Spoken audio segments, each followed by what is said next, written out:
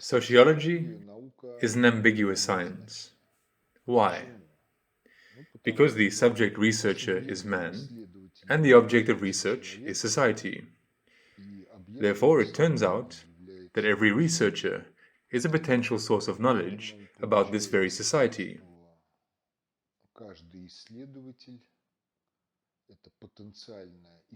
And by virtue of the fact that subjectivism has a certain peculiarity, he is also a potential source of all sorts of errors in this very sociology.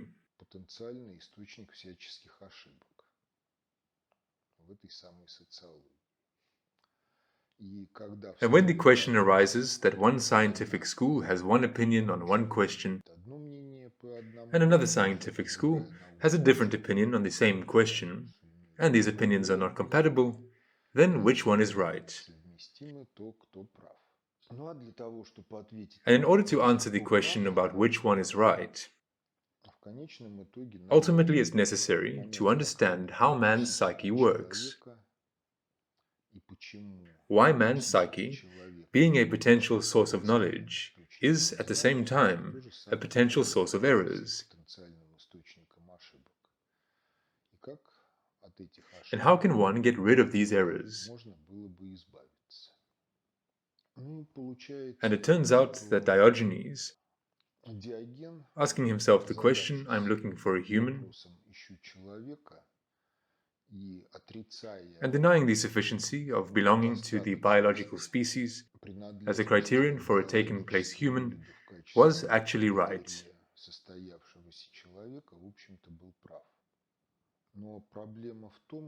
But the problem is that for 2000 and a bit years, since the time of his life, neither science nor religion has given a clear answer to this question.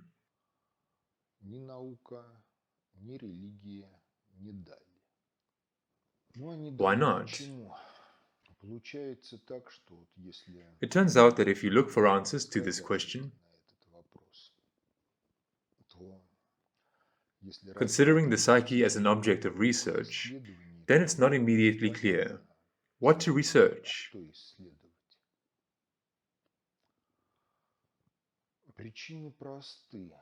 The reasons are simple. Practically until the second half of the 20th century, such a category as information was not a basic category of science. And since it did not exist in science, the psyche could not be considered as an informational algorithmic system. Also, until about the beginning of the 20th century, no works on the theme of governance, in which governance would be explored and described as an objectively existing phenomenon,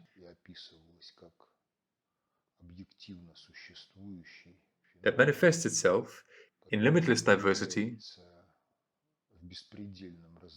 at all levels of the existence of nature, at the micro level, at the macro level, at the mega level,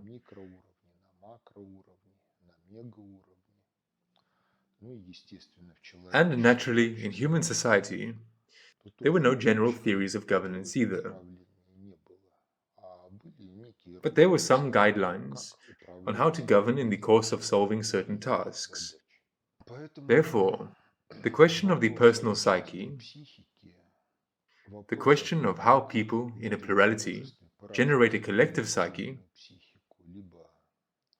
or find themselves in it due to circumstances beyond their control. Well, in the literature it's described, mainly in occult literature, but to say it's described in a conceptually determined way is impossible. Not to mention the fact that this literature has never been the property of a wide range of people, because the ideas about the psychology of the personality of a wide range of people were formed on the basis of other sources, mainly on the basis of the scriptures of church thinkers and secular philosophers. Well, at least this was the case in European culture.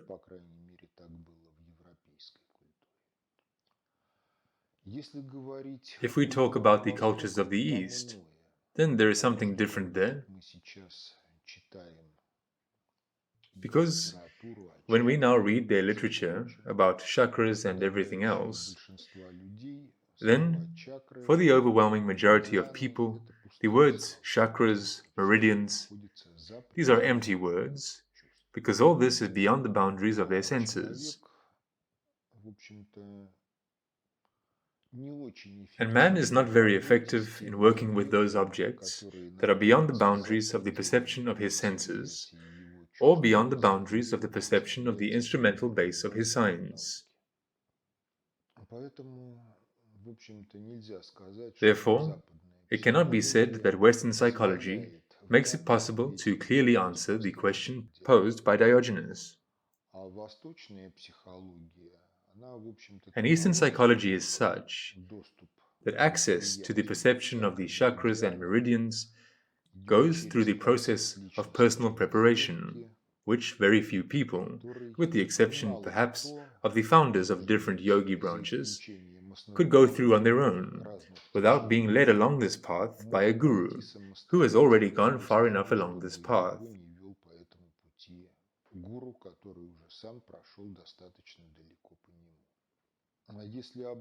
And if we turn to that time of history, when interest in yoga emerged in our society, then, there was no guru.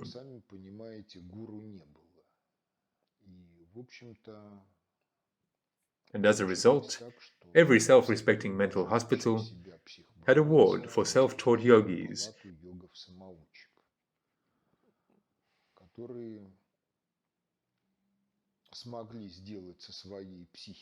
who were able to do something with their psyche, with which psychiatrists were not always able to cope, in order to return everything to what, in those days, it was customary to call the social norm.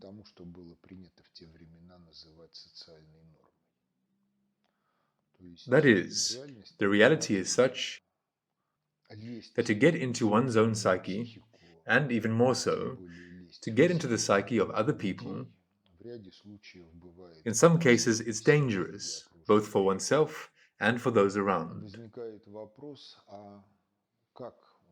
The question arises, how does man's psyche work? How is it arranged?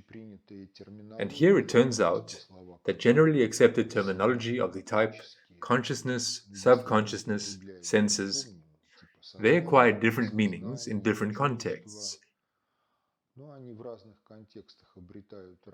Correspondingly, it is not always possible to agree and understand each other using this terminology.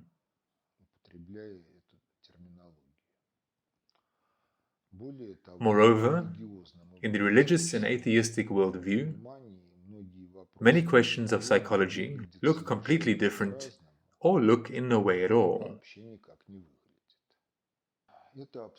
This circumstance leads to the question of how science differs from blabberology, even if it concerns scientific themes.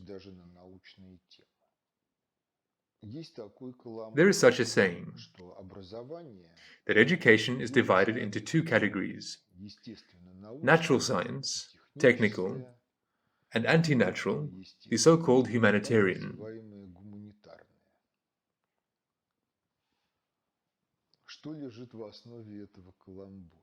What lies at the basis of this saying? At the basis lies the fact that all natural scientific and physical theories, technical models, they have the qualities of metrological consistency.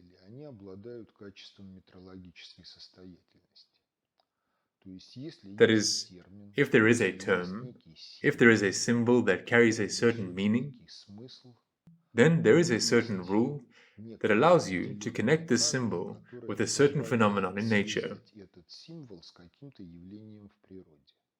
То есть это можно посмотреть, пощупать, измерить, замерить.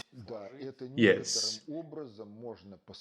This in some way can be seen, touched, measured, and then it can be included in the model, in the theory. And the connection between a phenomenon of nature which can be measured, seen, and the terminology of theories is always univocal. And this circumstance allows us to correlate theories, the models built on their basis, as well as the symbolic apparatus from subjective reality common to all. And the humanitarian sciences, well, the example is the phrase about the state. The state is the concentrated expression of the idea of the political. They far from always solve the problem that has been successfully solved in the field of natural science and technology.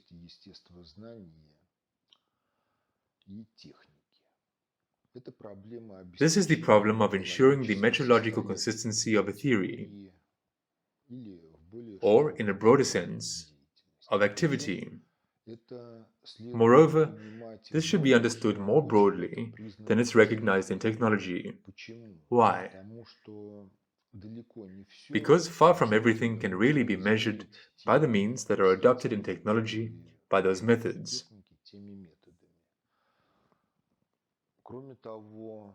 Man, after all, has his own sensory system. And speaking strictly, senses bring information to the psyche of man.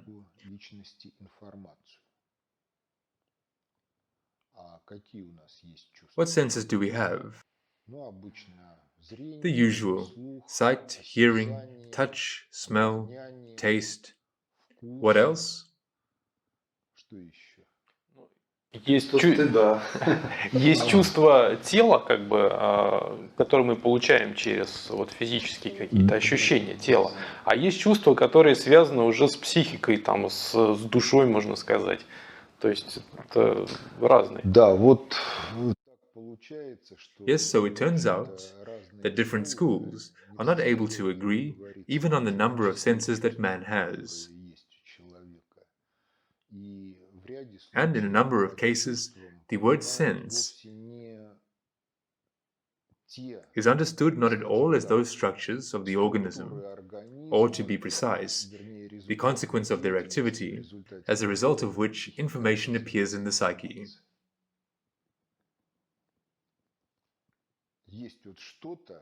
There is something that exists by itself, and there is a sense of it.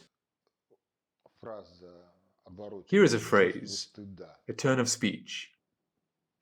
Sense of shame. A sense of what? Of shame. In other words, shame exists as if by itself, besides the personal psyche.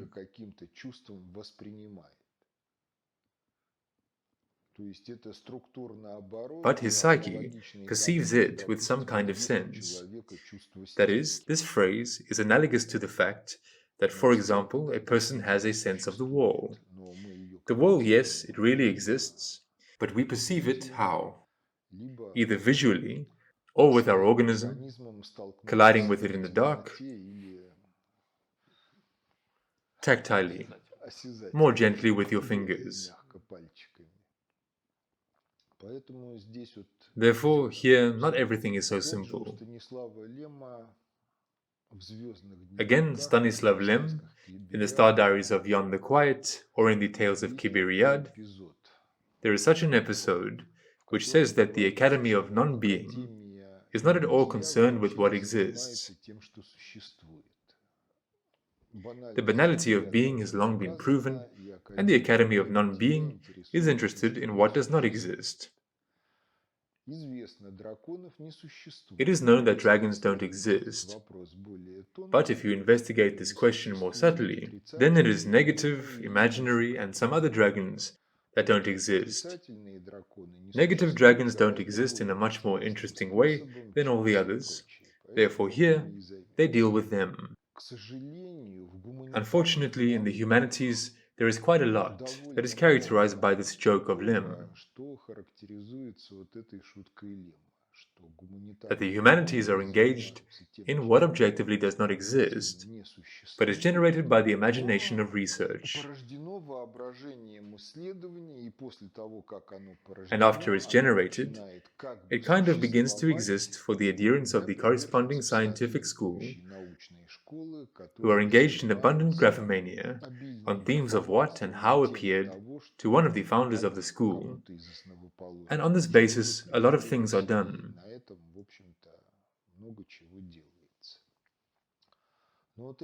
But this circumstance of the unsolved problems of metrological consistency of activity and the metrological consistency of scientific theories leads to the fact that there is a pun on the theme of education, that education is natural scientific and anti-natural, the so-called humanitarian sciences.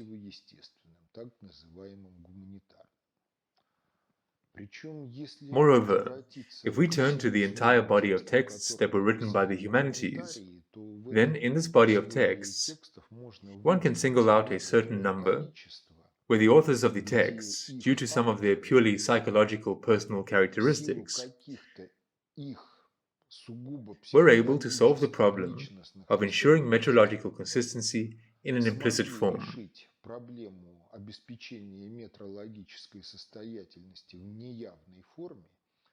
And all that they wrote can factually be correlated with reality and understood accordingly. Usually these people fall either into the category of great scientists or into the category of unrecognized ones, because the general tendency of metrologically inconsistent graphomancy, which is inherent for many humanitarian disciplines, does not accept this kind of deviation from the general tradition and causes a lot of criticism and objections. But if we still want to get a sociology that would not be anti-natural, then we must, in some way, take care that questions of metrological consistency are resolved.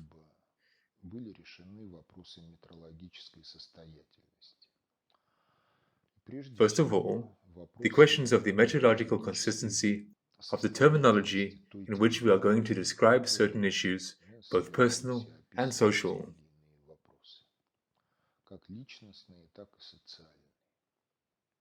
Now, if you look at yourselves, what is there, first of all, in the aspect of the psyche? There is consciousness.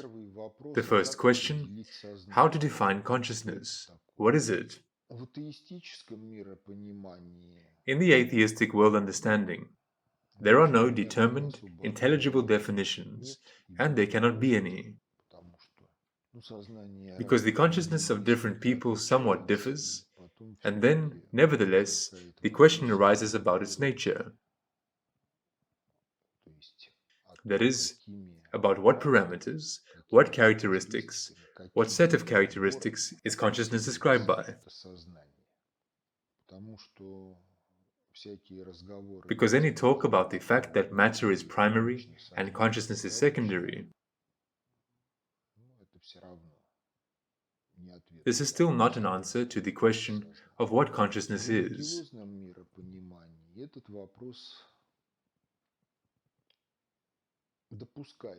In the religious worldview, this question allows for a determined answer. Here is one such determined answer. Consciousness is the informational area of the algorithmic identification of the eternal soul of man and the objective reality with which this very soul interacts.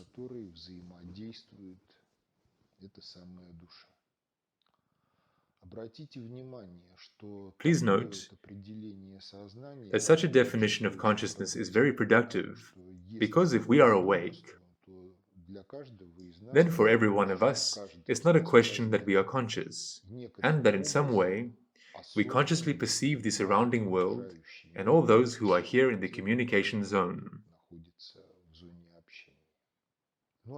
And if a person is asleep, then what happens? From the point of view of those around him, he is not awake.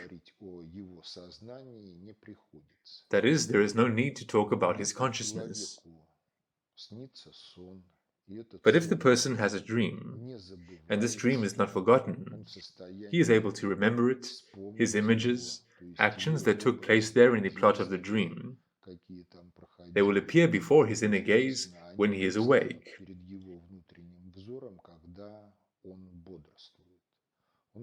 He is able to tell the content of this dream to other people.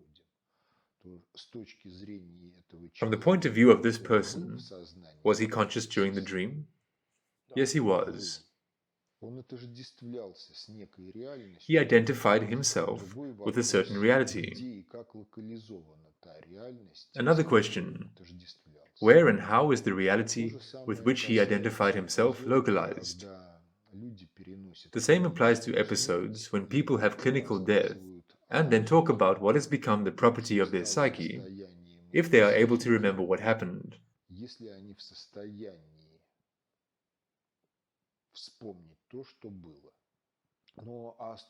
And from the point of view of those around them, they were again at this time definitely unconscious, and in some cases even without signs of life. If you look from the position of an ordinary person, but not a professional resuscitation doctor, who brought the person back from the other world. So, such a definition of consciousness is productive, and it is in fact functional in relation to any state of man, at least while he is alive. What else is there? There are also unconscious levels. The term unconscious or subconscious comes from Western psychology. Since the range of phenomena that is described by this term existed, if you look through literature, you can find phrases that characterize this particular phenomenon. Khomyakov characterized this with the words, inner consciousness. He emphasized that this inner consciousness is much more powerful than our lexical consciousness.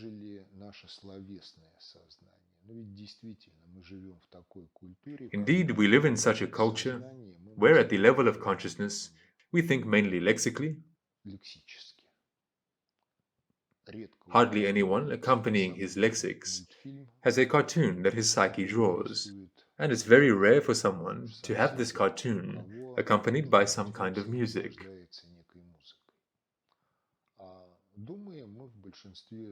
And we think in most cases in a lexical form. Therefore, this evaluation by Khomyakov for most people is consistent. Но вот, насколько я понимаю, мы же думаем больше образами.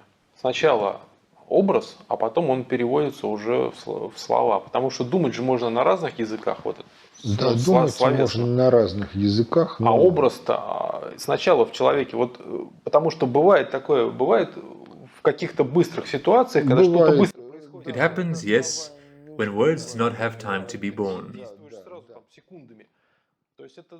Even the images do not always emerge during this time. Shortly speaking, this is the fact that our behavior is mostly unconscious. That is, there is a certain unconscious component of our psyche which, as an informational algorithmic system, is much more powerful than what our consciousness can allow in most cases in everyday life.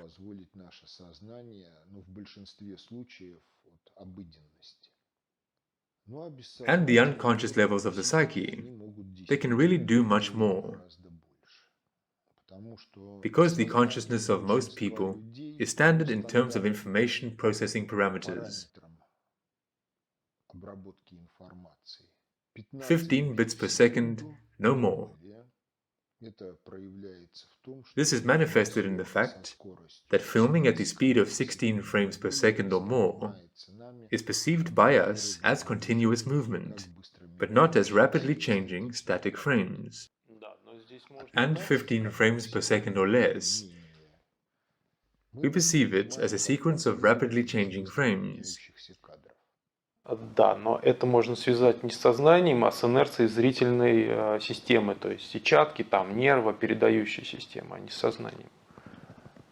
Если оптическая система не распознает, If the optical system does not recognize, then yes, it will indeed be so. But at the same time, there are cases when the consciousness shifts to a different range of perception. There is evidence in literature, there is evidence on YouTube that a person saw a shell exploding, and the speed of the visual receptors and everything else, it did not prevent him from perceiving this. That is, not everything is so simple. Consciousness can shift to other frequency ranges of perception in some way. But in most cases, yes, indeed, 15 bits per second, no more, and 7 to 9 objects at the same time. It is rare that someone can perceive 12.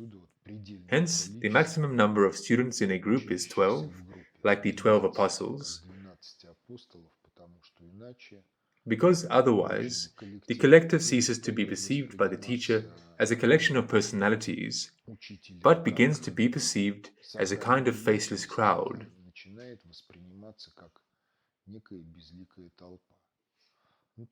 Well, here there may arise the question, is this a lot or a little? Well, the reality is such that by all appearances, it is enough for a person in order to be a human. Because, for example, a domestic cat is not able to perceive more than one object at a time. And if, for example, you play with a kitten using 2 hands at once, then it immediately will decide that this is not fair, that you mock it, it will take offense and leave or scratch you. Why? Because the kitten cannot keep track of 2 hands at once. But it can keep track of 1 hand. It gives the kitten pleasure. To put it differently, the possibilities of man's consciousness are what they are. And then there arises the question, how to use it? Because if you look at life, how we live mainly on the basis of unconscious automatisms. Yes, they are somehow formed in the past, the skill is worked out, and the situation is implemented. And then we can already explain how, why, and for what these or those actions were implemented. This gives an idea that the interrelationship between the consciousness of man and the unconscious levels of his psyche is in many ways similar to the interrelationship between a pilot and an autopilot on an airplane.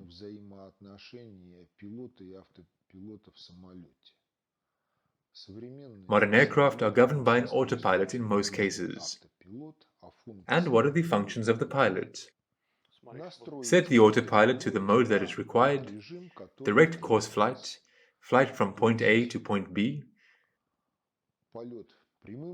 or automatic landing at the airport, the data of which are entered into the onboard computer.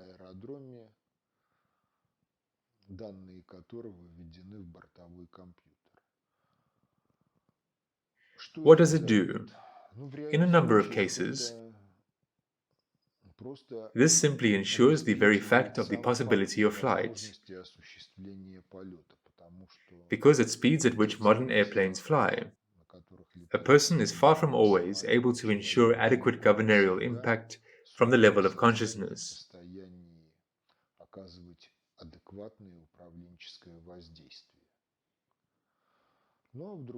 And in other cases, it enables you to free the psychological resources of the pilot for solving some tasks. That is, the pilot has the function of controlling the autopilot and controlling or programming what the autopilot will do. If we draw this analogy between man's psyche and aviation, then everything will be about the same. The task of consciousness is not to only solve tasks at the speed of 15 bits per second and with the simultaneous perception of 7 to 9 objects, rarely 12, but to set the unconscious levels of the psyche in such a way that they are able to solve those tasks that man needs.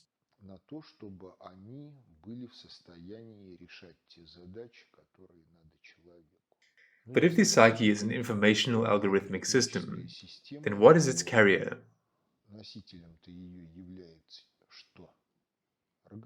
The organism of man.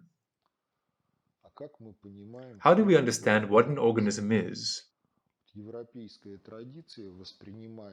The European tradition perceives the organism as meat, bones, and physiological fluids that are in this organism. And what is the speed of the flow of chemical processes in the organism? Glands produce some kind of hormonal secretion, which flows through the circulatory system to where it should be. Then it enters into chemical reactions with something. How long does it take? Life is full of situations when the performance speed of this system is clearly not sufficient.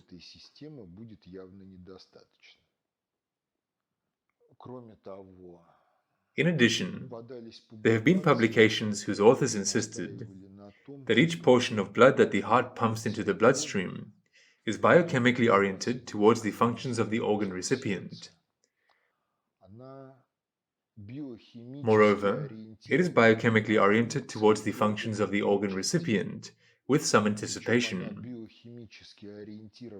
In other words, the organ needs adrenaline through some kind of delta T. Then this very adrenaline will be in this portion of blood during delta T before it's needed.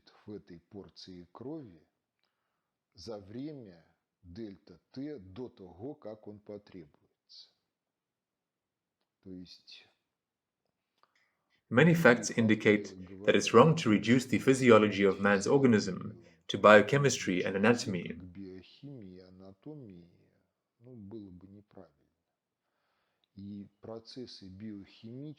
Biochemical processes do not have such information capacity and do not flow in those frequency ranges that are necessary for man to function the way he functions in life.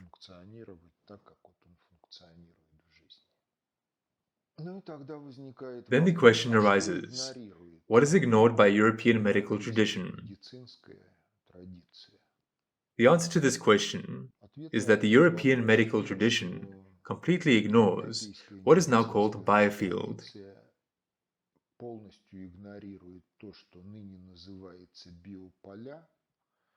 And what in the past was called spirit.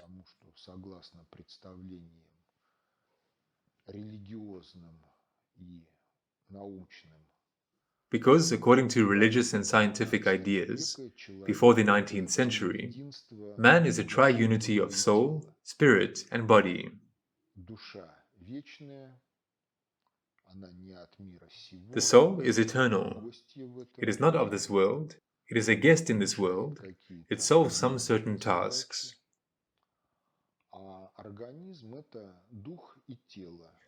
And the organism is a spirit and a body, which are assembled from the matter of this world. In a number of cases, philosophy divided matter into crude forms, substance, and subtle forms, spirit, which is not tangibly and visually perceived. But nonetheless, they exist and manifest themselves in life. Here again, it is interesting to pay attention to the structure of some words of the Russian language. Vozdukh, air. But voz means near, next to. Duch means spirit. This is a quite acceptable abbreviation. Near spirit. Why near the spirit? Because if we recall all sorts of paranormal phenomena, then field phenomena have an impact visibly and most vividly perceptibly, primarily on the air. When ghosts appear, it becomes chilly. According to eyewitnesses, some cold breeze blows, and so on.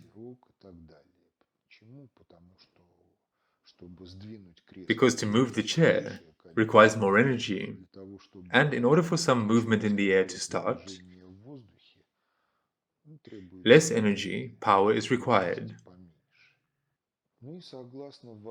And according to the views of the ancients, substance and spirit have always been in some kind of interaction.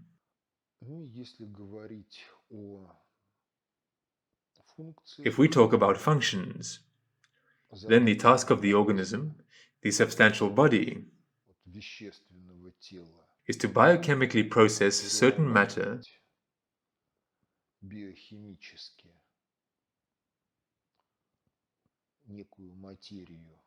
that the organism consumes in the form of food into energy, thereby feeding the biofield system of the organism.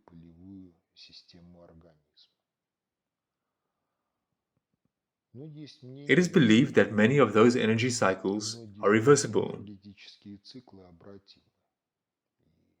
Man, perceiving natural fields, is able to process these fields into matter, into the substance of his own body, and thus be free from the need to eat.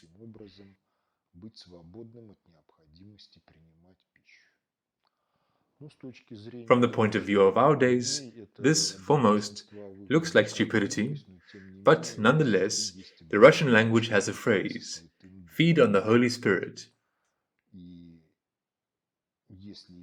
And if we proceed from the fact that spirit is a reality, then empty words in the languages of peoples do not remain. That is, behind this phrase, there is a certain, quite determined phenomenon that can be accessible to man.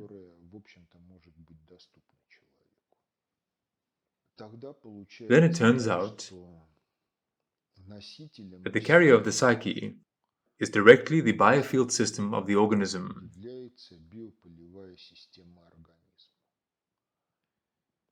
And if we talk about fields, not mechanical, not vibroacoustic fields, but fields that are inherent for the molecular, atomic, intraatomic level,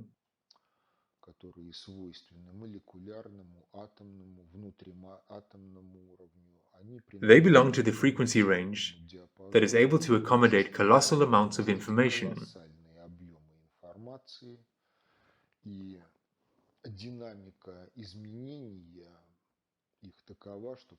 And the dynamics of their change is such that it provides the performance speed required for man to function in life.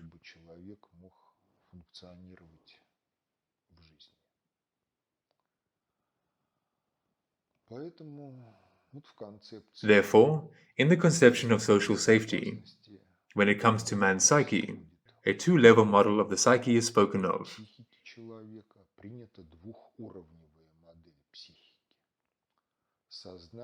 Consciousness and the unconscious levels of the psyche, which are in interaction with one another. Then the following question arises: is the two-leveled model good? Because the Eastern model, with an abundance of chakras, 7 main chakras, and a whole bunch of additional chakras, it seems to allow you to describe the processes in more detail. It is possible that it really allows someone to do it, but for the overwhelming majority of people, it is metrologically inconsistent, because the overwhelming majority are not able to perceive with their senses at the level of consciousness, even their own chakras, to say nothing of the chakras of other people.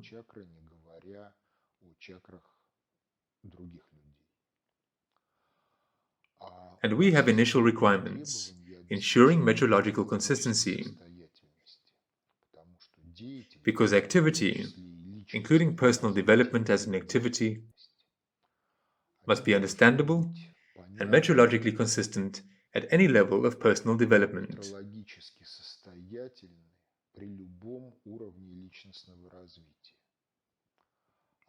The two-level model of the psyche satisfies this requirement.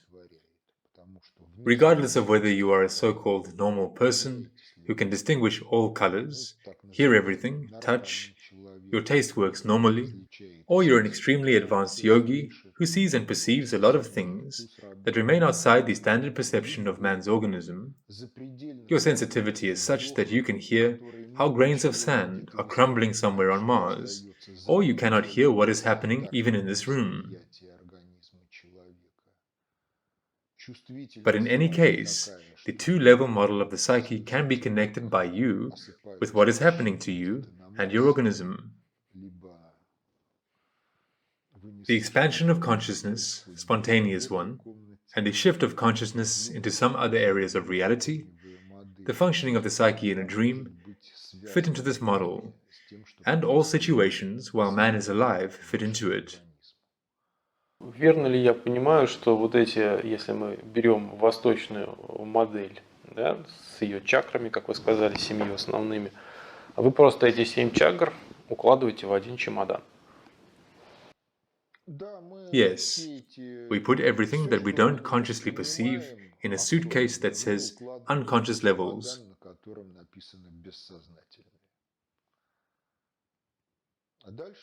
And then we interact with the suitcase.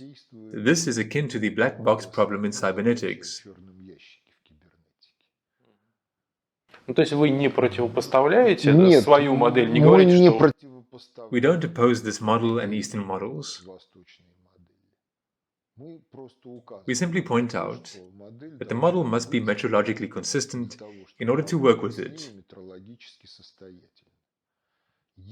If, in the course of personal development, a person begins to perceive something else that goes beyond the standard perception of the majority, the model still remains functionally operable. But those facets of reality, those aspects of reality that were closed to him in the past, open to him. But there is another side of the question. In order for everything in man's life to be good, such a thing is required. He should not perceive more at the level of consciousness than he is able to comprehend consciously.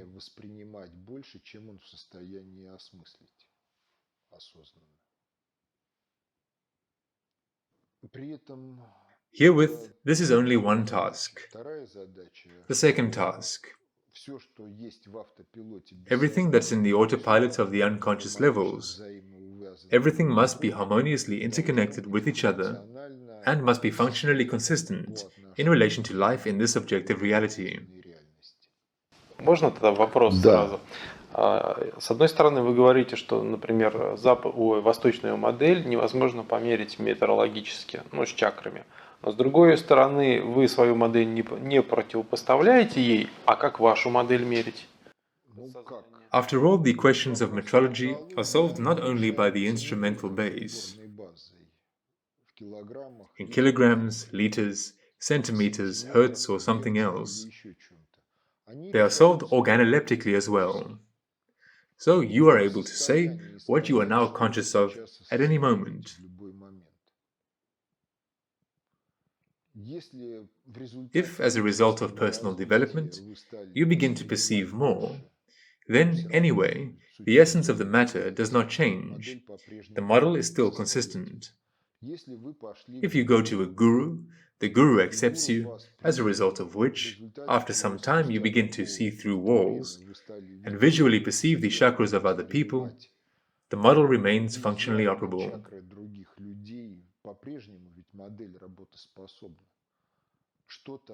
Something you are conscious of, and something remains beyond the limits of your conscious perception. But nonetheless, you cannot ignore it, because it manifests itself in some way in your behavior, in the results of this behavior, in the response of the world to your behavior.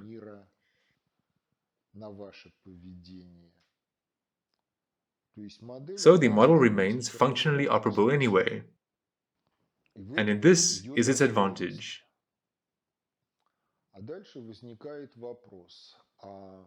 Then the question arises, what and how should be consciously comprehended? What and how may not be consciously comprehended, but nevertheless, what needs to be governed from the level of consciousness?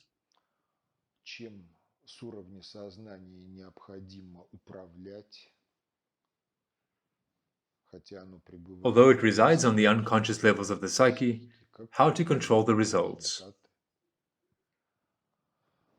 And then it turns out that since there is a peculiarity of people, this is not so much the peculiarity of their bodies. Personal and psychological peculiarity is more significant for us because it's precisely the psyche of the entire totality of people who lived before, living people, that generates the quality of life in which we live.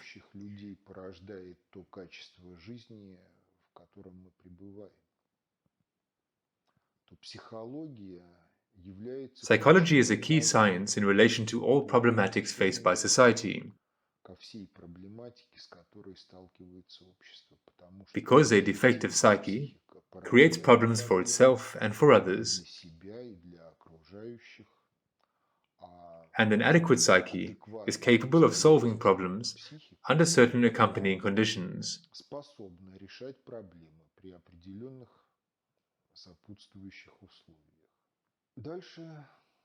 Further, the question arises about what unites the consciousness and the unconscious levels together in the psyche.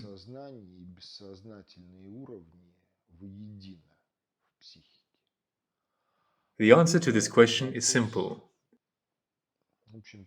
Nraviousness.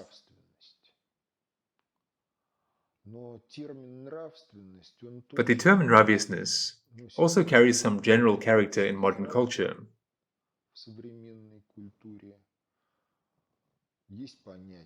There is the concept of nravlessness, which is opposed to Nraviousness. There are two other concepts, dobro Nraviousness and malnraviousness. What is behind these words?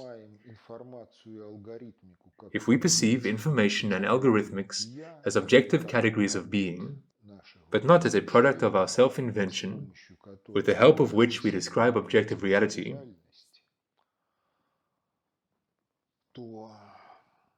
then Nraviousness is a set of Nravious standards.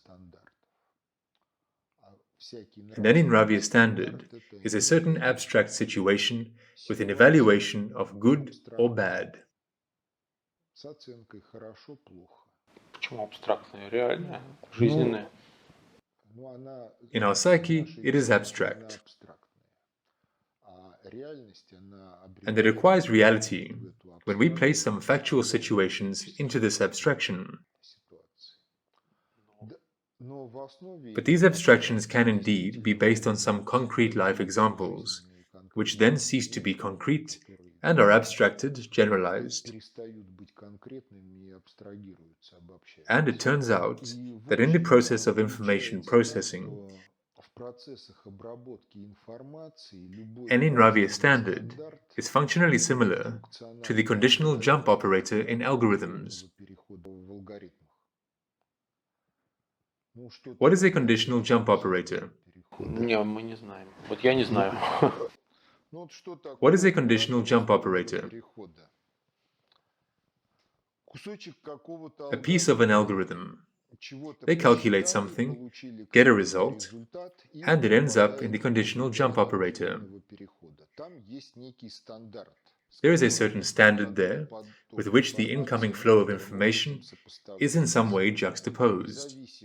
Depending on the result of the juxtaposition, either the yes branch or the no branch is further implemented. This is a fork. The most intelligible image is a railway or a tram switch.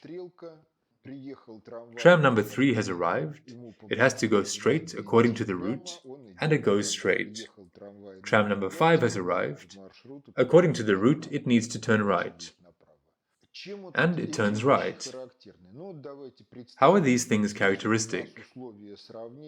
Let us imagine that we have a comparison condition like this. If there is a certain variable at the input, and the comparison standard is 2, possible variants are: if x is more than 2, then follow the yes branch. If x is less than 2 or equal to 2, follow the no branch.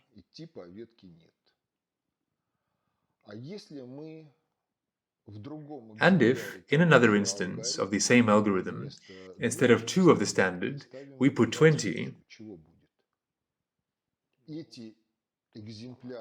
what will happen? These instances of the same algorithm will produce the same results in some situations. If x is less than 2, they will give the same results. If x is more than 20, they will also give the same results. And in the range from 2 to 20, one will give out one result, and the other will give out another result.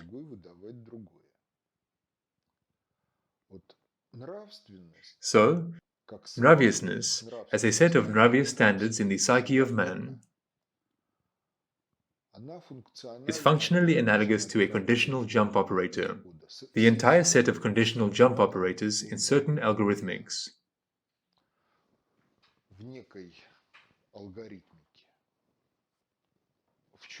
How is this expressed? This is expressed in the following. Among other things, it's impossible, even under hypnosis, to make a person do something that does not correspond to his Nravious standards. Therefore, talks about the 25th frame, it's some kind of special magical effect, are exaggerated. Because, in order for the 25th frame to work, its contents must correspond to the Nraviousness of the one who is watching TV. Because otherwise, the program in which the 25th frame is embedded will cause nothing but incomprehensible irritation, since it is Nraviously unacceptable. If the 25th frame is detected, it will become clear why it's unacceptable.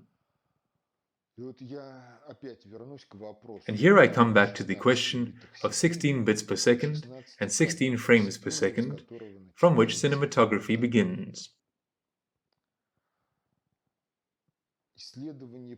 Studies have shown that the unconscious levels of the psyche are able to draw even those phases of movement that fall between the frames. This is to the question of how powerful it is. In the same way, it's able to select the 25th frame and highlight its inconsistency with the general context of the video in which the 25th frame is embedded. Вы сказали, что даже под гипнозом, например, нельзя заставить человека совершить поступок, который противоречит его нравственности.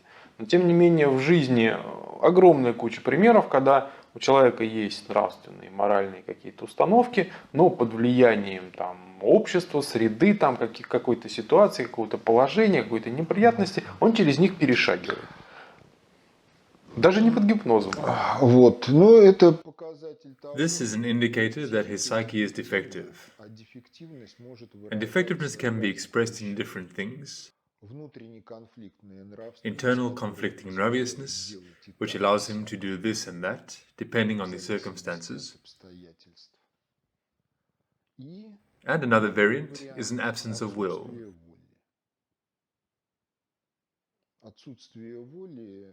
The absence of will makes a person a plaything of external circumstances or other people who manipulate him.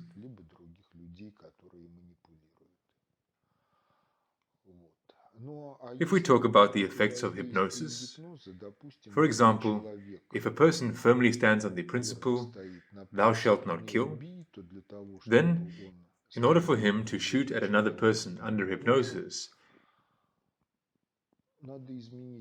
it is necessary to change the objective.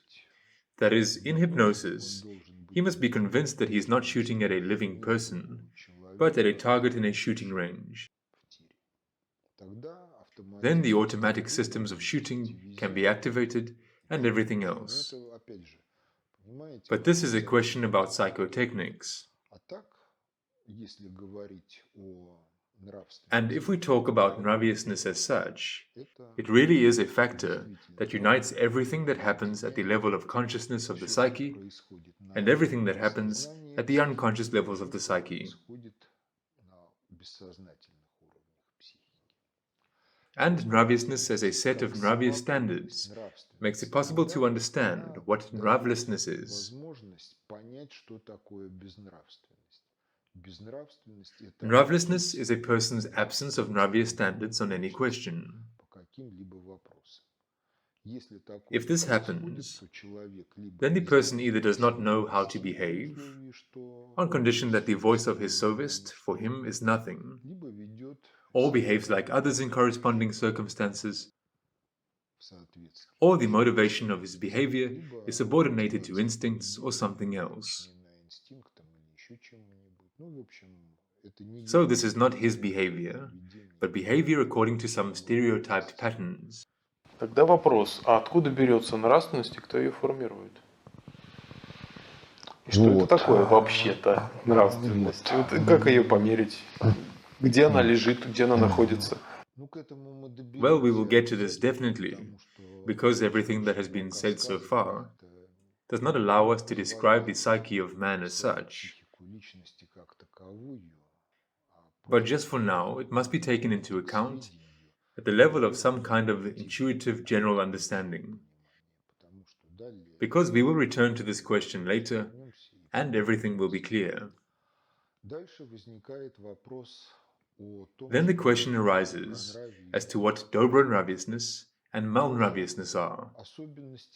Also, characteristic features of Nraviousness. But the features of Nraviousness in this case are understood differently, because in the religious worldview, dobro and evil are objective categories. In the concretics of life, the same actions can be both dobro and evil, depending on the accompanying circumstances. Therefore, both dobro and evil are not templates. Although, yes, life circumstances, situations can be grouped into some pluralities, and on the basis of these pluralities, some stereotyped template views on what is dobro and what is evil can be worked out. Subsequently, they find their expression in traditions and in written legislation.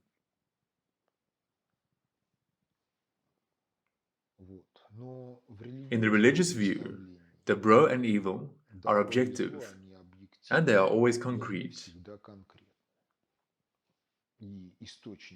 And the source of distinction between dobro and evil is God.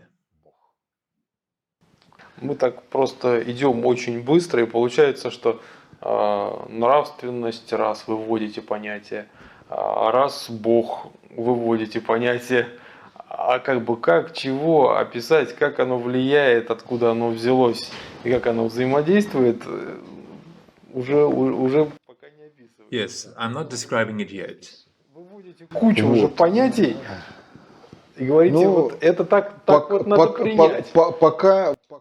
Not a bunch yet. For now, you must admit that there are not many of them. A two-level model of the psyche, consciousness and unconscious levels, the structures of which we have not yet talked about, and Nraviousness as a factor that determines the levels of consciousness and the unconscious levels. Теперь вот Бог. Well, now in all we have four concepts. Но Бог это очень всеобъемлющее понятие. Yes, it is all-encompassing. But for many people in conditions of modernity, there is no God. Question: Why for them is there no God? The answer is simple. Their views on objective reality is reduced to what they perceive through a standard set of senses. If they don't perceive God either visually or in any other way, then what is beyond the limits of perception is raised to the rank of non-existence. What else contributes to this? Some cultural factors contribute to this as well. We live in a culture where, for the majority, ethics is localized within the boundaries of human society. Accordingly, it is somewhat not accepted to talk about ethical issues in relation to the rest of the living creatures in nature. This is most vividly expressed in all kinds of experiments on laboratory animals for the purpose of medicine and everything else.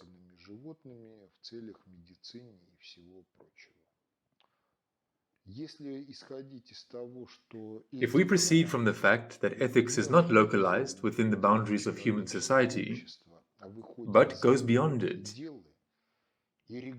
and regulates the interrelationships between carriers of reason, then this approach will immediately give rise to a different picture of the world. And note that in the pagan tradition, it is normal when the character of a folk tale or a belina turns to the forest, to the river, to the sun, and receives some answers.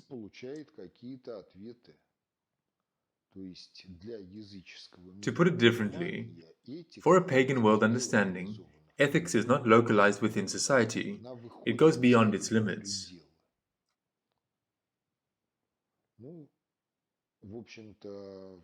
In the plot of the folk tale The Scarlet Flower, quite a large amount of action takes place when the heroine does not perceive the owner of this island in any way. But how is his presence expressed? In the fact that they are building a certain system of relations.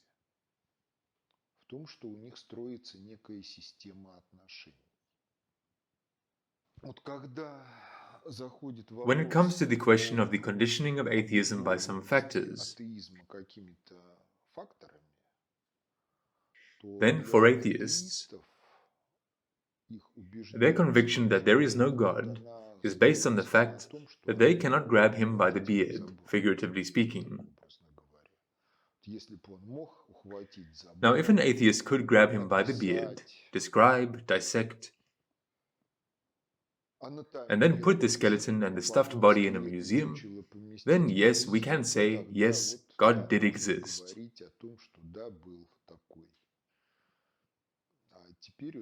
And then, since his stuffed body and skeleton are in a museum, there is nothing to talk about again. And if we implement an approach that is based on the fact that ethics goes beyond the boundaries of human society, then every person can receive evidence of the existence of the Almighty. The evidence is of an ethical character, and it's concluded in the fact that the Almighty responds to an appeal to Him in accordance with the meaning of the appeal. And this is expressed in the fact that life somehow correlates with the meaning of prayers. Either what is asked for in prayers happens, or what is asked for does not happen, but God gives one to understand why it's inappropriate. And this becomes all the more vivid, the more responsive the person himself is when God addresses him through other people, either in the language of life circumstances or through his inner world.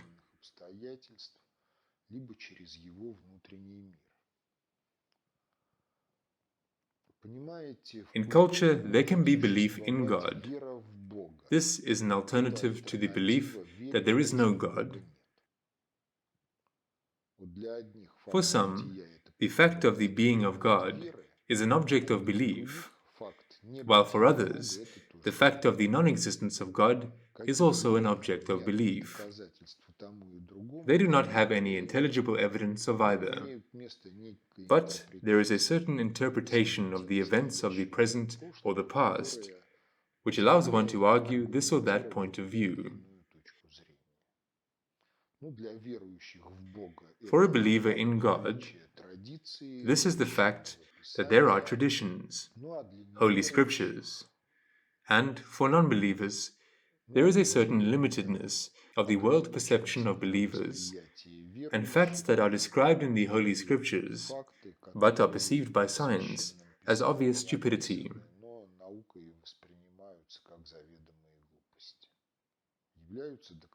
For some, they are proof that God is, for others, that God is not, he is absent.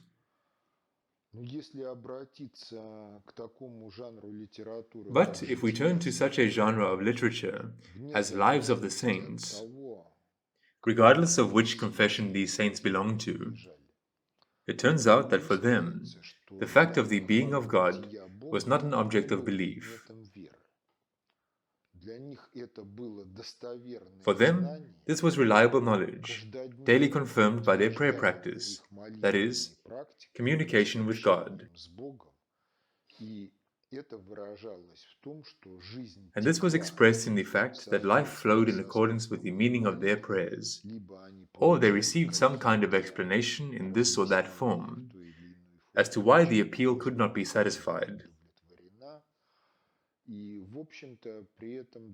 And at the same time, the static objective laws of the natural course of events were often violated, because when diseases that are obviously incurable at the level of development of medicine disappear, within if not a few seconds, then within a few days, and this was preceded by a prayer for healing, then convincing the person who prayed that this healing was just a coincidence is a pointless thing.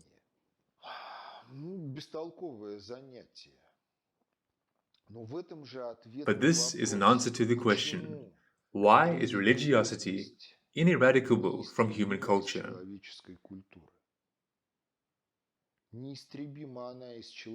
It is ineradicable from human culture because sovest, it is an innate religious sense, which is enclosed towards the unconscious level of the psyche.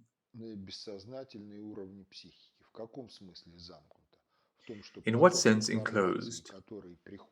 The flow of information that comes through sovest gets into the unconscious levels of the psyche, and only from the unconscious levels of the psyche is it then brought to the level of consciousness in one form or another, in the language of an internal dialogue, in which consciousness communicates with the unconscious levels of the psyche, the dialogue which can be specific for everyone.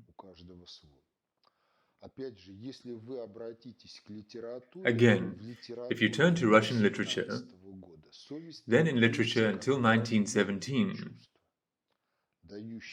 sovest is interpreted as an innate sense that gives man an idea of what is dobro and what is evil. In the literature published after 1917, in line with the Marxist tradition, sovest is interpreted as a culturally conditioned skill formed by upbringing.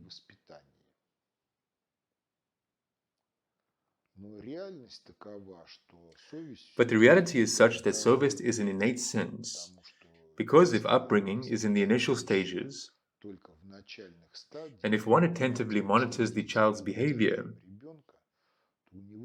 then one can see that the child has some ideas that stem from sovest.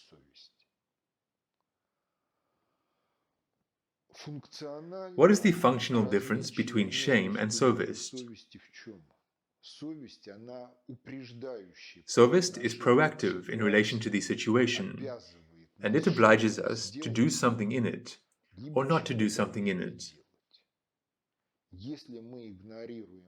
If we ignore the voice of sovest and do something, Then, later, we feel ashamed. То есть вы считаете, что совесть это как бы врожденное Yes, this is an innate religious sense. качество духа, да, или души. This is a means given to the soul from above, in order that it can always decide on the questions, what is dobro and what is evil? Она же все равно воспитывается. Ведь есть очень много примеров, когда людей... The culture is such that it suppresses both sovest and shame. And most of the people living eliminate sovest and shame from the algorithmics of their psyche by around adolescence.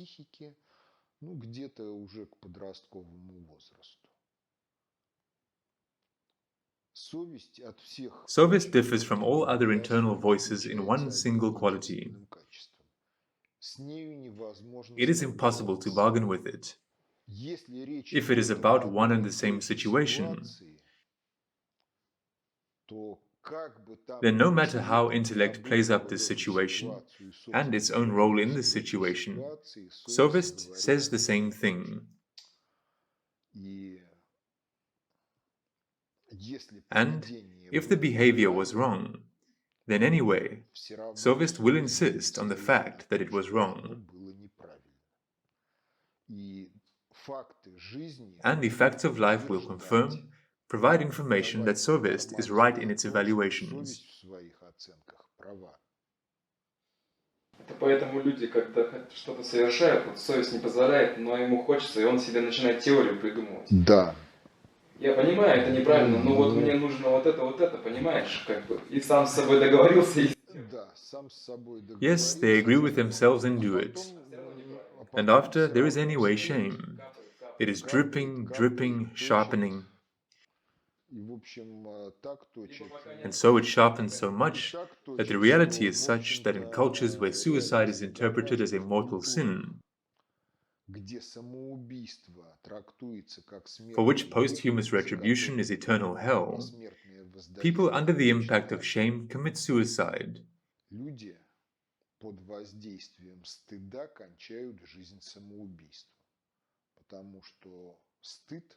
Because shame turns out to be so unbearable that even the threat of eternal hell ceases to restrain them. But in fact, man should live by love, and not out of fear of hell.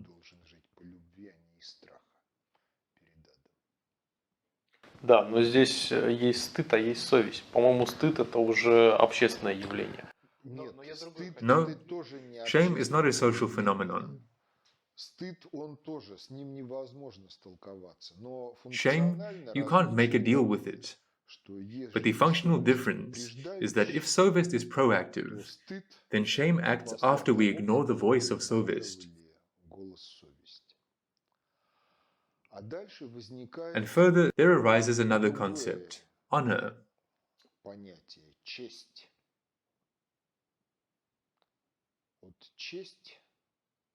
Honor can be at odds with what comes from sovest and shame.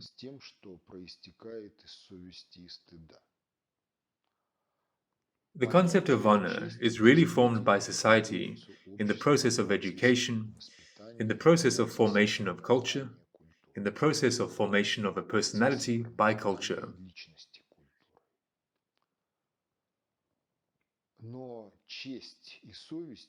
But honor and sovest are two different things. And in some cases, the concept of honor, formed by culture or subculture, can be directed against shame and sovest, because we can talk about the so-called thieves' law.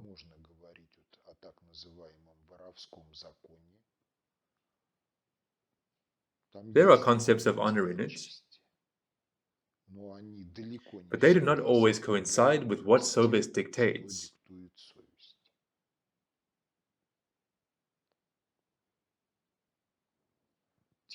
The same concepts of caste strata honor in caste strata societies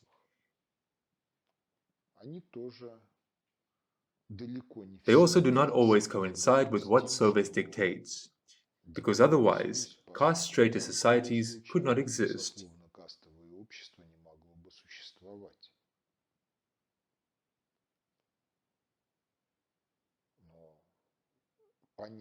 But the concepts of honor in caste-strata societies are formed in such a way that in certain situations, sophist and shame are excluded from the algorithmics of the psyche,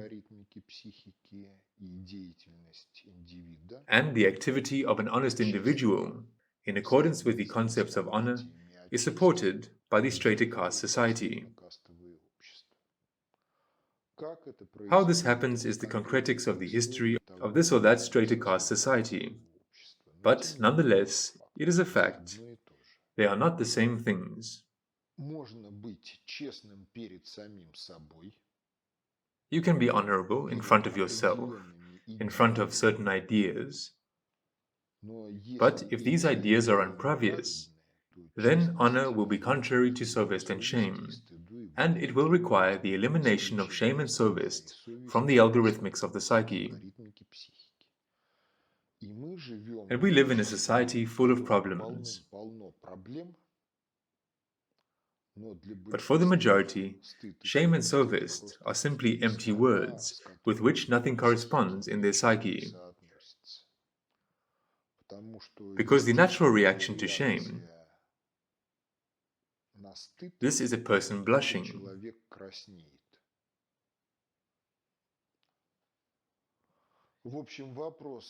So the question, when was the last time you blushed with shame, makes most think, and at best, episodes from childhood at the age of about 3 to 5 are recalled. Hardly anyone can remember episodes from adolescence and young age, and in adulthood, this is such an unusual phenomenon that there is nothing to speak about.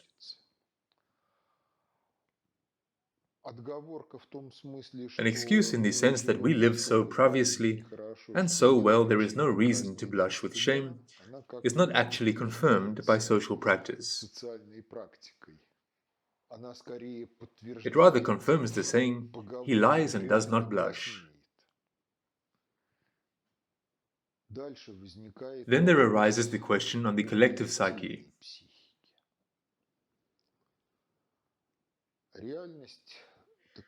The reality is that if we read a text written by an ancient author,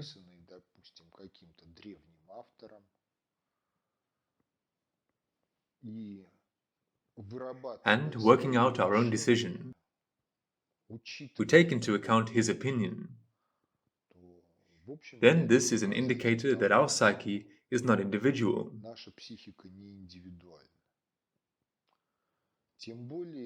Moreover, this applies to those situations when our decision, in one way or another, is influenced by the opinion of interlocutors, authors, contemporaries, some words uttered by the characters of performances or films,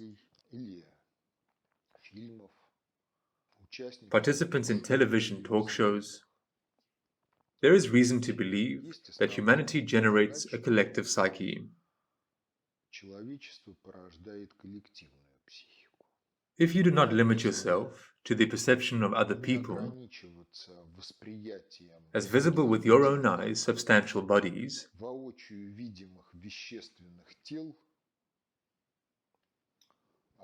but understand that connected with every substantial body is a certain field, biofield structure. By biofield we understand the totality of common natural fields that a particular organism presently emits or emitted at a certain time. Then the question on biofield interaction arises. The modern technosphere gives many examples that allow us to understand how the biofield interaction of people is possible.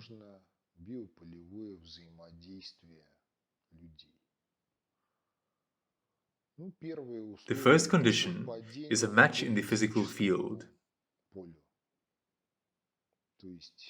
That is, if we have a radio receiver, then it's capable of receiving radio emission. Being able to receive radio emission is one thing, but being able to perceive information from fields is somewhat different. There must be compliance with the system of coding of information.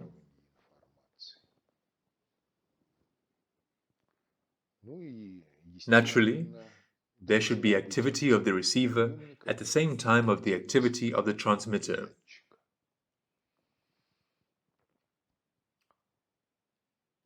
The emission level should be sufficient for the receiver to perceive it, and should not be excessive, so that everything in the receiver simply burns out. If these conditions are met, then, in principle, the transmission of information at the biofield level is possible. If we talk about the information coding system, then what is it connected with? With those languages that the given carrier speaks. Moreover, with languages as with culturally conditioned, that is, articulate speech, other national languages besides the native one, some symbolic languages and specific slang languages of theories and subcultures, pan-natural languages in which information is encoded in the biosphere, including in the biological species Homo sapiens.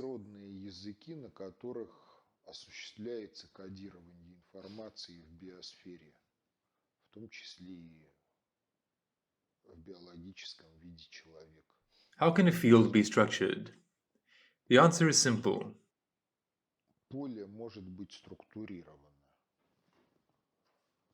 The field can be enclosed on itself, like a magnet,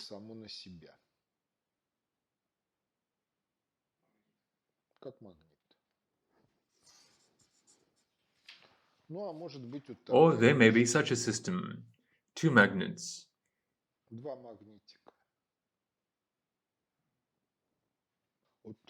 The organism of a person contains fields of both the first and the second type. In addition, there are fields that either voluntarily or involuntarily can move from a state of enclosure on themselves into a state of enclosure on something in the world, external in relation to the organism of the person.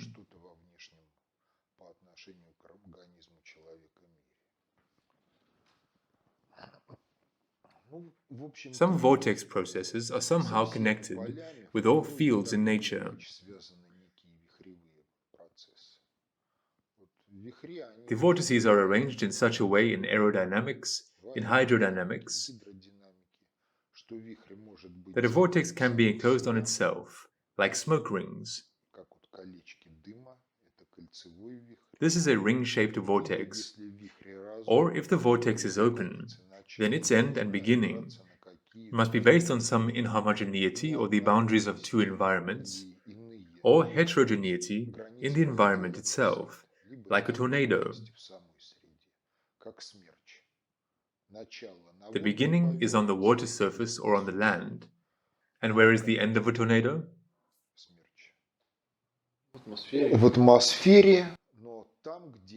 In the atmosphere. But where there are some atmospheric inhomogeneities. First of all, the temperature jump of the area, the density or the area where the ring-shaped vortices dominate. So, vortex is arranged like this. Yes, a vortex is an energy system that takes energy from the environment.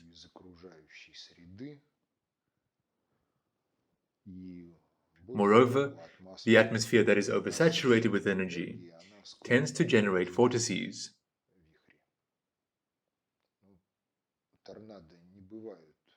Tornadoes do not occur when the atmosphere is cold, or they occur very seldom.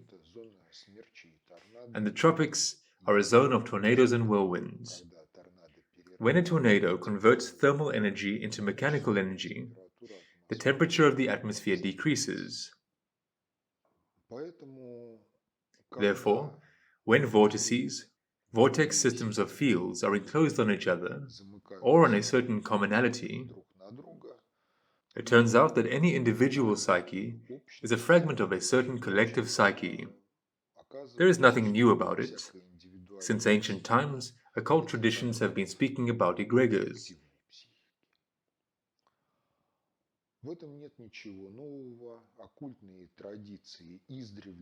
In Latin terminology, there is a pair, individual and egregor.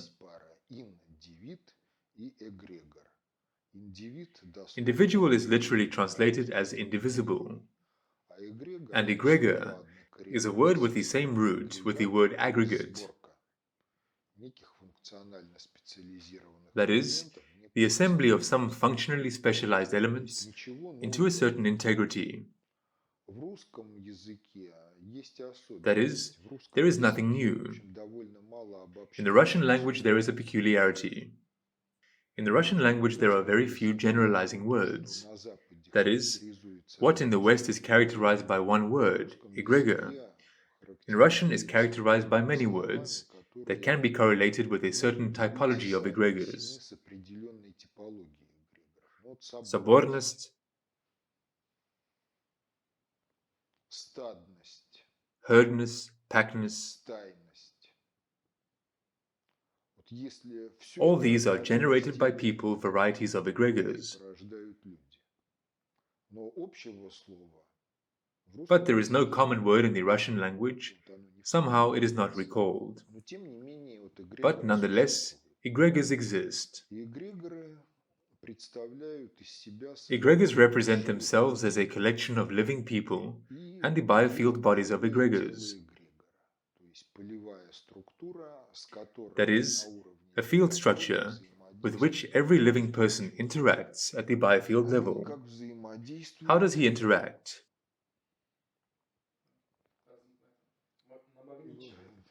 He interacts in different ways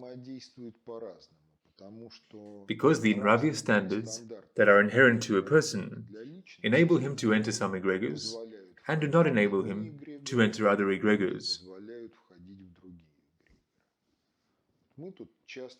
We often discuss the theme of who is Russian.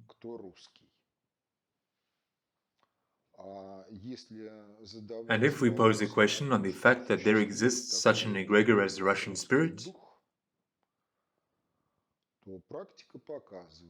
then practice shows that in the majority of everyday situations, the majority of those who are convinced that they are truly Russian, the egregor by the name of Russian spirit closes access to them. For the simple reason that the Nraviousness of those who are convinced of their Russianness does not correspond to what this egregor requires, what was originally embedded in it.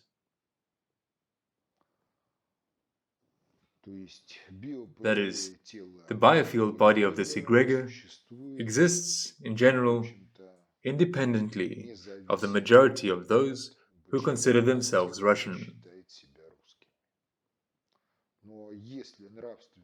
But if the Nravious standards correspond to it,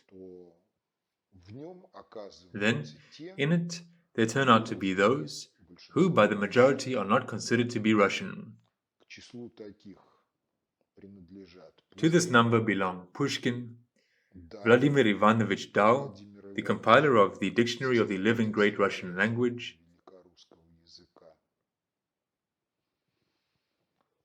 Lazar Moiseyevich Kaganovich, People's Commissar of Transport in Stalin's times. Well, Gerard Depardieu is rather a caricature of Russianness. On the territory of America, the main population, that is, the biomass of the species Homo sapiens, is mainly Anglo-Saxons, Latinos, and African Americans. The indigenous population was exterminated. But the biofield body of the egregor of the ancient civilizations of America,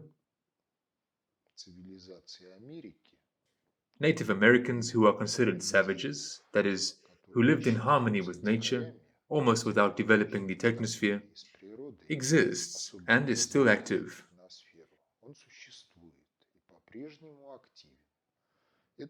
This manifests itself in the fact that kids' games, when they play Native Americans, have been popular for a long time. And here it turns out that if you enter the game, then you are enclosed on the egregor. If the souvenir paraphernalia is interesting, then you are enclosed on the egregor. Furthermore, Ren TV channel once showed such a story about extreme situations. In the US, small aircraft are quite widespread, and a light engine airplane in a hangar is quite realistic and the norm of the middle class for many of the middle class. And so, one American was doing something in the hangar.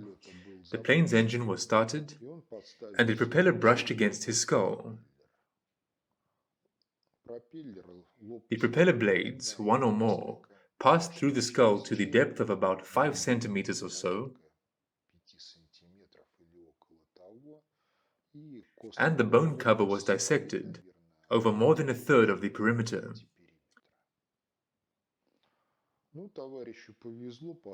The comrade was lucky because he was not alone. Someone saw this business, called 911, and paramedics came. So they took him alive to the hospital.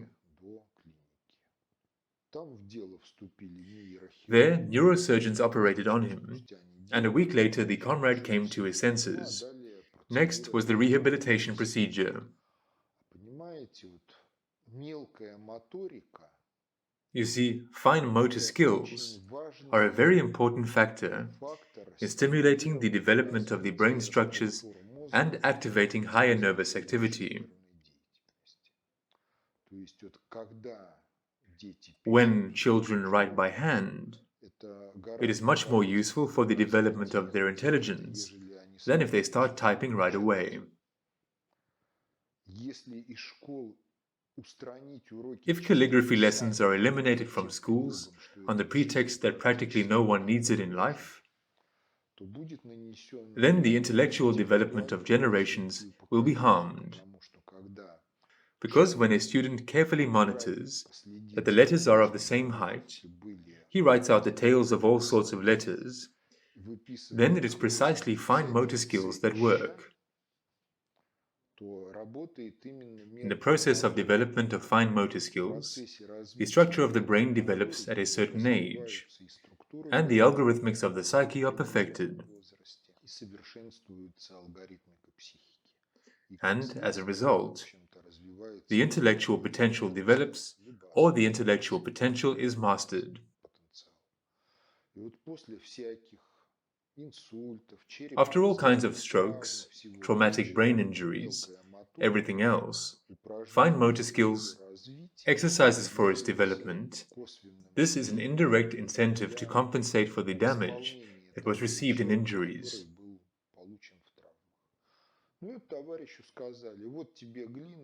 Well, they said to him, "Here is clay for you, sculpt." And what to sculpt? Whatever you want, sculpt that. Well, he began to sculpt scenes from the life of Native Americans, about whom he had read nothing, but simply sculpted what came to his mind. He sculpted well. At some stage, ethnographers became interested in what he was sculpting. And it turned out that he was able to explain to ethnographers something from the life of Native Americans that ethnographers did not know. That is, this is also an indicator of the fact that there is an egregor. As a result of the trauma he suffered, he found himself in interconnection with this egregor and received from it information. There are quite a lot of such and other facts, if we don't turn a blind eye to them. Then that which happened in the first half of the 20th century, when science, generalizing the facts, came to the teaching of the noosphere, is inevitable.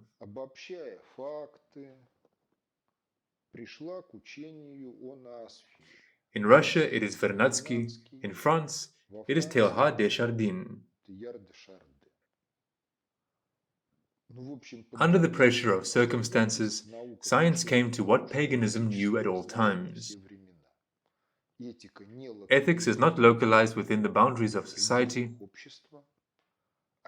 Reason is not localized in the head of an individual. Humanity as a whole generates a collective reason, and the cosmos as a whole is reason-carrying. Dealing with the problematics of artificial intelligence, academician N.M. Amosov, Ukraine, in Soviet atheistic times, wrote about the collective intelligence of society, and that if we build artificial intelligence, then it implements those general objective laws to which all intellects in nature are subordinate, be it the reason of animals, the intellect of animals, the collective intellect of mankind,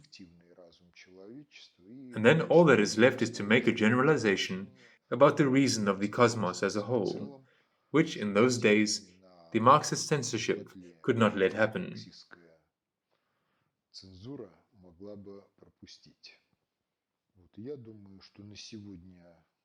I think that's enough for today, and further, we will move on to a more detailed analysis of the components of all this and the variability of how the components themselves can be organized and how the interconnections of these components with each other can be organized.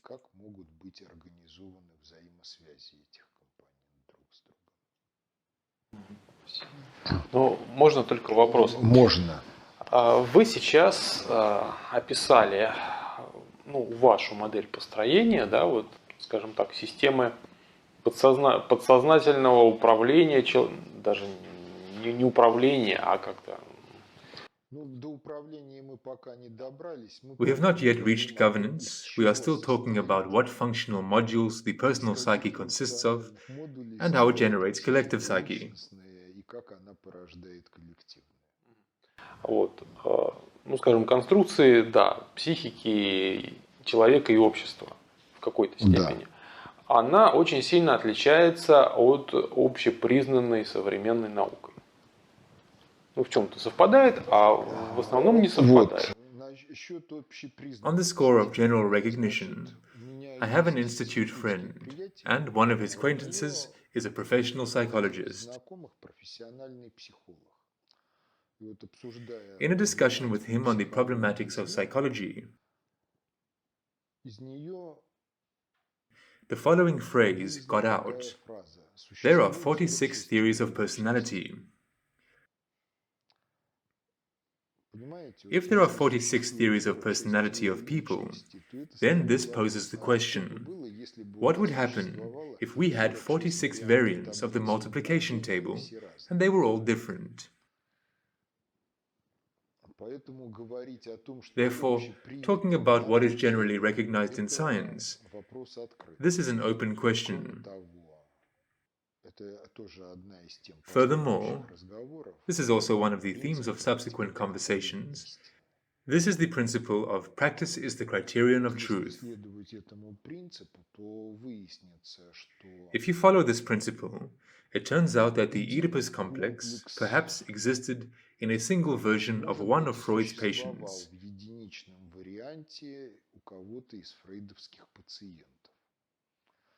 But after Freud described it and elevated it to the rank of an unconscious norm, the Oedipus complex became an epidemic.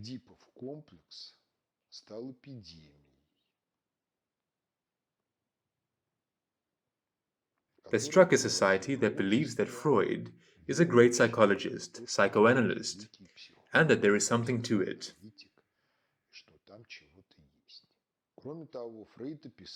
In addition, Freud described the castration complex, according to which ladies experience psychological inferiority due to the fact that their perineum is arranged somewhat differently than the perineum of men.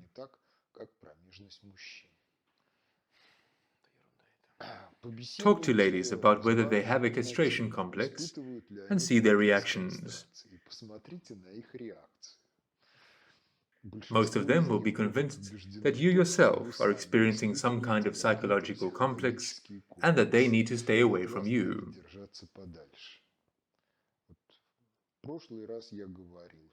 Last time I said that much that exists in Western philosophy and in psychology adjacent to philosophy should be studied, but it should be treated as a medical history.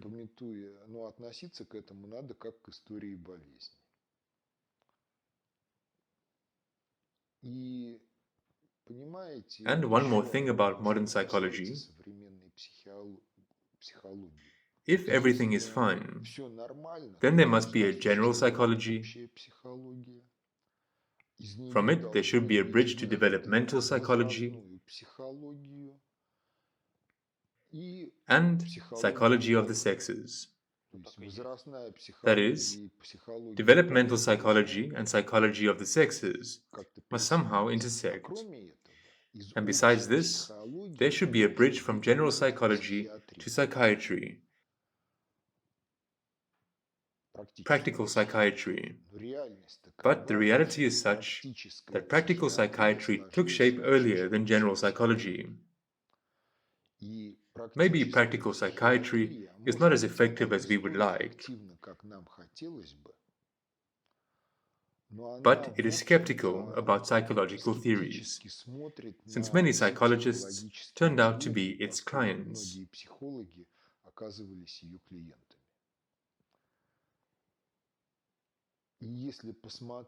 And if you look at the composition of those who go to study psychology, then many of those who go there go in the hope of solving their own personal psychological problems.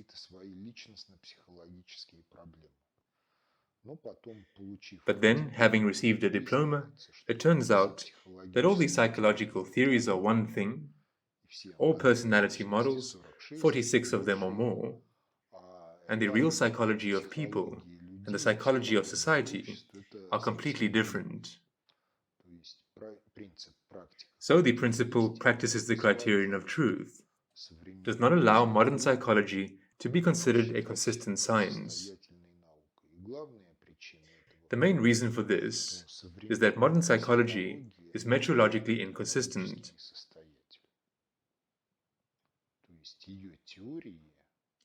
That is, its theories, their concepts are not correlated with life. And if you read what is written there, much of what they write cannot be found in their own psyche, or the functionality that is attributed to this is not confirmed in practice and in their own psyche. And when polling other people on the theme of is this really so,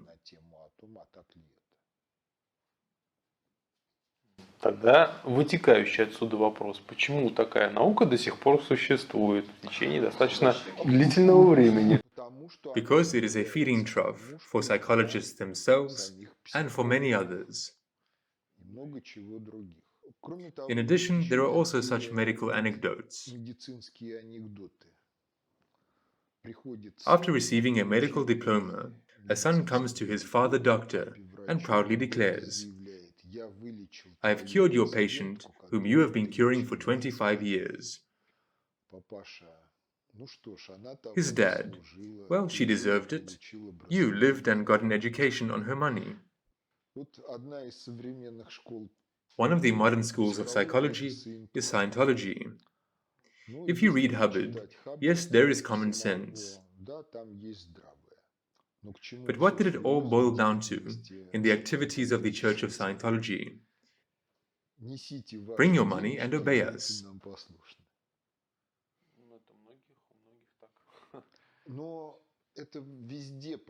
Practically everywhere it's like this. Bring your money.